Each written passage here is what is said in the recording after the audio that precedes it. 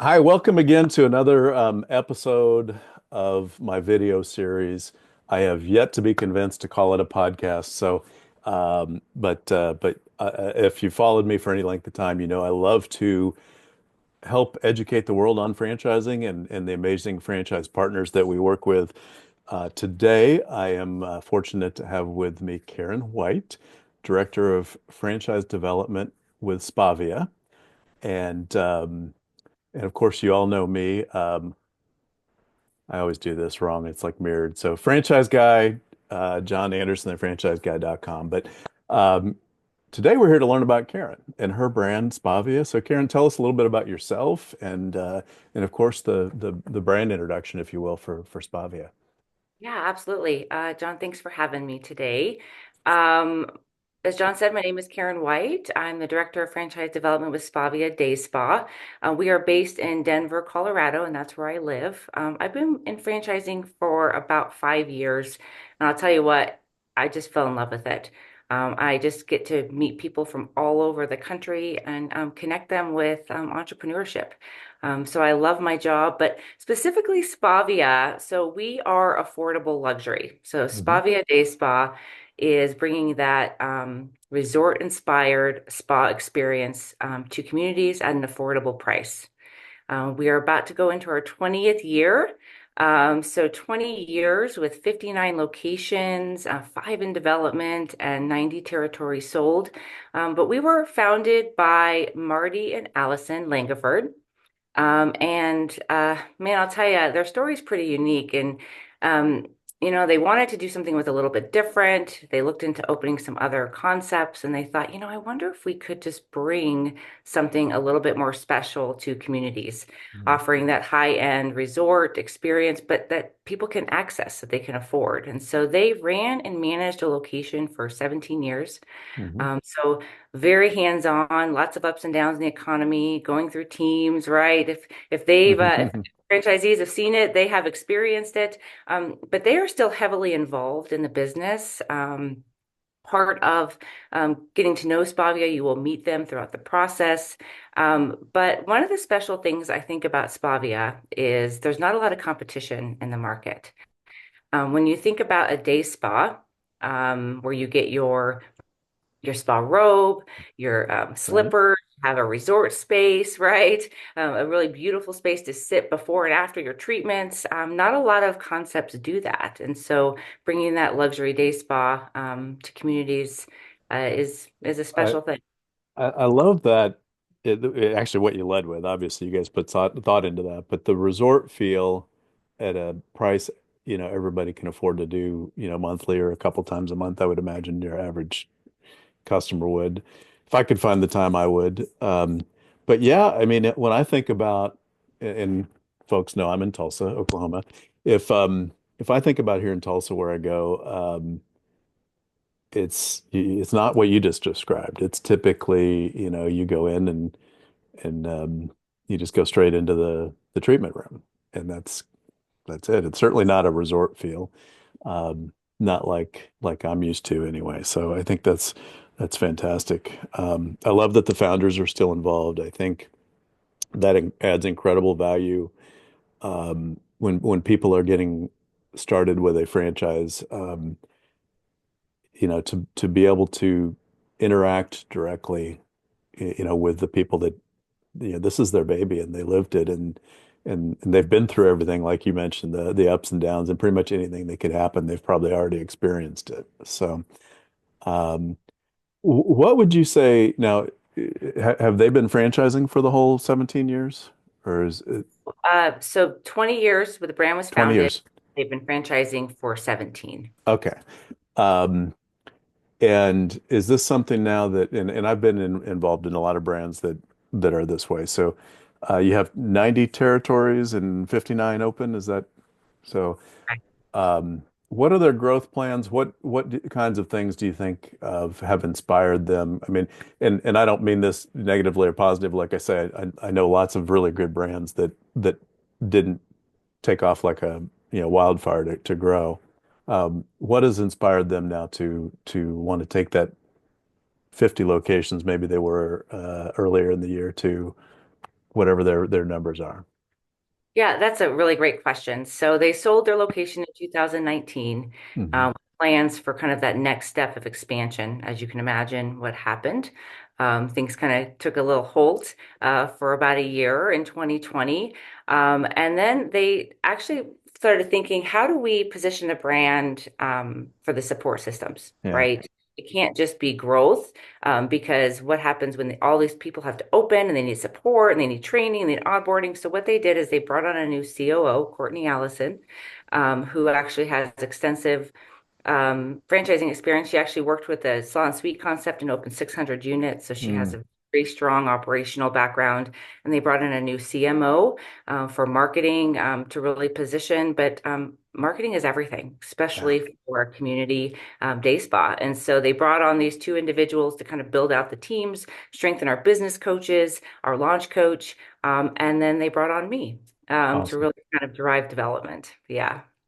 Well, and again, I think that's it's just important for people to have a perspective on, how you take 20 years of experience and 17 franchising and then you throw this worldwide pandemic at it, and it forced a lot of industries to rethink how they do things and where are we going to grow from here? And I'm involved in the salon industry. People who've watched me know, or if they've even looked at my LinkedIn profile. So, it forced a reboot in a lot of ways. And so I think that's exciting that they took advantage of that to say, let's figure out how to make this better and grow responsibly, going forward.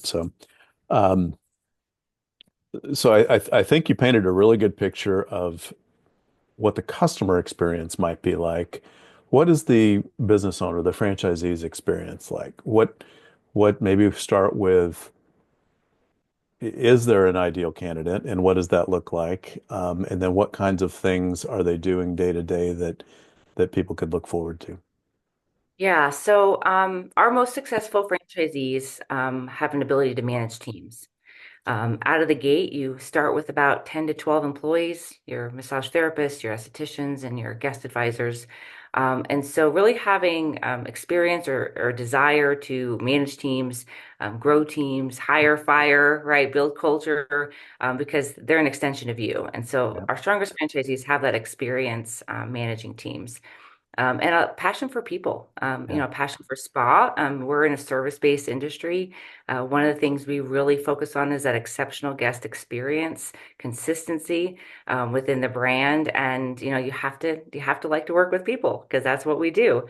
And as far as engagement, kind of that day to day, we don't actually require franchisees to with their full-time job. They just have to have flexibility, right? They have to mhm, be able to take all if they need to, be at the spa. Of course, that first year is the most intense yeah, year because you're learning the business as well. And so until you kind of know the business inside and out, it's hard to step away and plug people in. But we do have two structures. You can do a designated manager structure, or you can do a lead structure, which each department kind of has a lead that reports to you. But overall, you're managing scheduling, the schedule, optimizing inventory, yeah, and really making sure that your team is delivering that exceptional guest experience.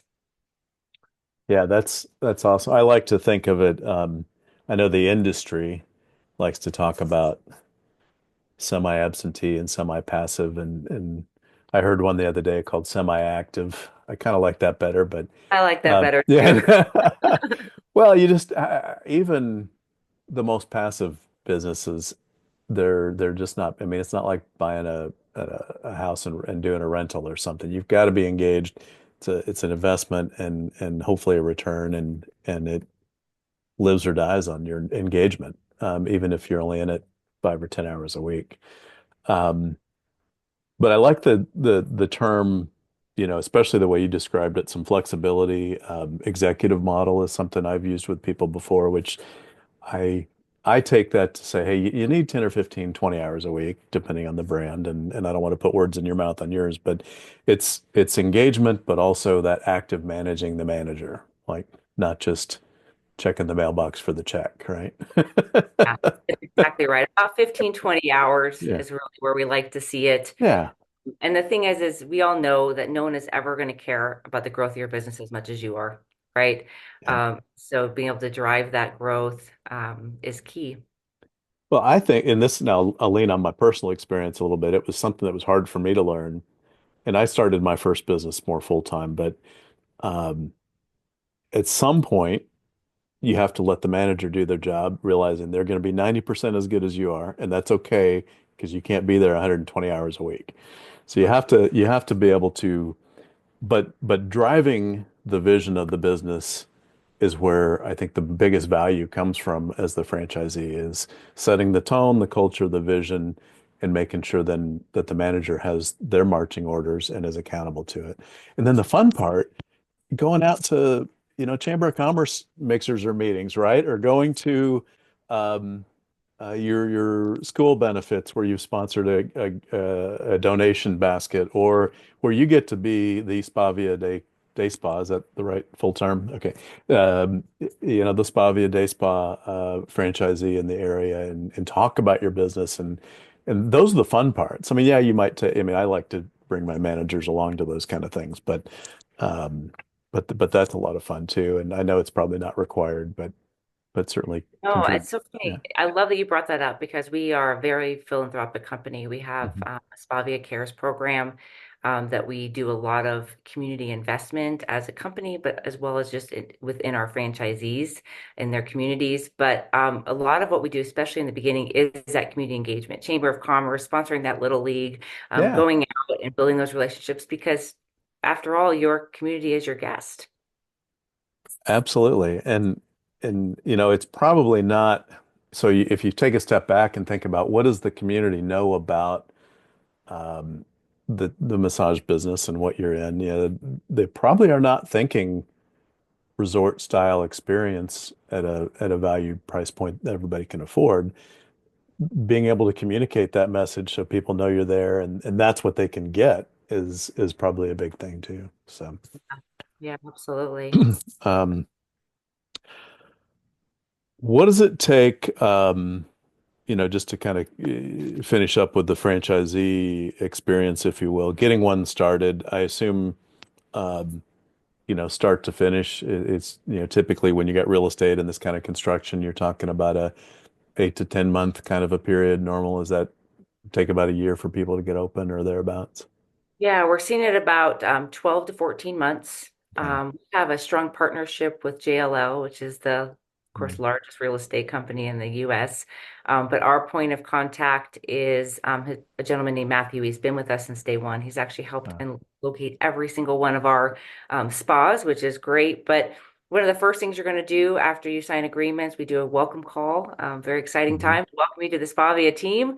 But then you're going to be introduced right away to our partner at JLL to start that real estate find. So on average, you're looking at about 12 to 14 months to open. And from a capitalization perspective, and I always caution people that there's a huge variable here with the construction costs. Um, but what would people expect in terms of total expense? And I do coach everybody on the item seven. Hey, this is what it takes to get your business open and profitable, not just open. So, um, what would they expect in I those love terms? that. Yeah. Open and profitable, yes. Right. 497,000 to Okay. 697,000 is the range. Of course, being a national company that, between real estate in California to New Yeah. York, to Kansas, right? It all sort of varies. Well, and paying your union contractors in New York versus what somebody might be able to do here in Oklahoma or Kentucky or someplace like that can be a big difference as well. Um, and whether or not you find a clean white box that has to be everything has to happen to it, or maybe you found a spa or something that has a lot of the electric and the water and already in the right place, it can save you some money. So. And then do you guys have a liquid capital expectation to minimum? Liquid capital is 200,000. Okay. Net worth is 500,000. Okay. So in general, people would expect, yeah, that just means you need about 200 grand to put into it. SBA should be able to finance the balance for you, and obviously we both have connections to help with that. Gosh, I always get to this point and I think, what else? So, as we kind of wrap this up, what and by the way, just for those numbers, this is December of 2024. These things live on the internet forever, so that is the disclosure document for earlier this year that was published. But what other things do you think people would be interested to know? Somebody who might be considering franchising in general. And we really didn't even hit on that. So maybe you could talk just a second about, why Spavia versus, if somebody's just like, gosh, I want to own my own business, what makes Spavia attractive? And then let's take that down a level to, all right, well, I want to be in the spa business, what would set us apart? And then anything else that might be relevant, and then we can wrap from there. Yeah, so first I want to share about our multiple streams of revenue. Mhm. Of course, we have massage and facials. We've been doing facials for 20 years, not new to the facial space, but then we also have some body and beauty treatments, which include waxing, lashes, and sunless tan. So, a variety of services Mm. to be able to, support the guest's needs, which I think is important. And then when you kind of think about franchising in general, one, health and wellness was really never been in a decline. Like it just Yeah. doesn't really, it might stay steady, but it doesn't really decline. But we've seen a huge trajectory of growth, specifically in the spa segment. This is an experience, right? You get an experience at Spavia, which is a little bit different than your traditional massage clinic per se. We're not a transactional experience. So again, you get to have that time and space in the retreat room to unwind before and after. So you feel like you're really getting the experience that you need to serve your needs, right? The other thing I like to share a little bit different about Spavia is we are very personalized experience. So, for example, you get to pick your um, scent of lotion, the music you want playing, the pressure, your conversation level, very detailed on you, like what do you need to unwind, relax, and recenter. We need one of those in here. I'm feeling tight already. I could use a Yeah. um and so is this is it a membership model too? I didn't Okay. Yeah, that's Yeah, really it's a important. membership Yeah. model. Okay. Three tiers of membership. Yes. Yeah. I mean, when you're looking at a business and being able to grow something, it adds a level of predictability of income, I think, when you've got that recurring monthly, membership that you're continuing to support. Um, and then you just add more in the top, and it's a great way to grow a business. So I love the recurring income and membership models for sure. Um, that's fantastic. In fact, I'm not even sure I knew about those other streams of revenue either. I just think Spivey and I think the massage component. So, Yeah. I mean, it's a large part of what we do. I mean, massage will never go out of fashion, hmm right?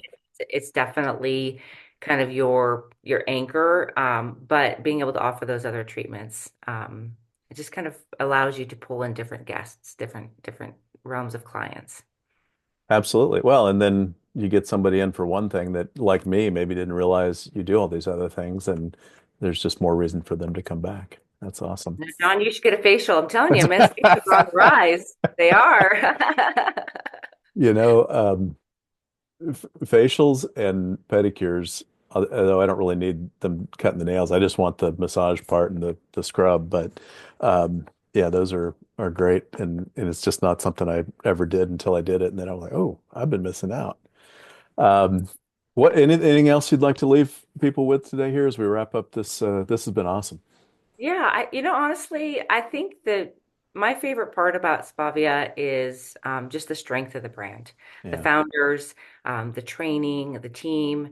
I think having a dedicated launch coach with you through every step of the way, that's like, now it's time for you to get your permits. Now we're going to do this. Now this is this step. Now, to walk you through each time, and then you transition to your business coach yeah. during the grand opening. Having those partners every step of the way with you is just vital. So I'm really glad you brought that up, and I think it also points to now we're almost at 30 minutes, which has gone really fast. But as we go through and I do these and I talk to people, it never fails. things just continue to come up that we have not hit on. So if anything in this conversation resonated with you, the viewer I'm talking to, just know there's a whole lot more to unpack and unpeel and review. This is just tip of the iceberg kind of conversation to help you understand what is out there, what Spavia is all about, and what you might expect if you took a few steps to learn a little bit more about it. So, but yeah, no, Karyn, thanks so much. I think this has been fantastic. If you, again, speaking you to the viewer, would like to learn more, you can reach me thatfranchiseguy.com, or literally John at thatfranchiseguy.com gets to me.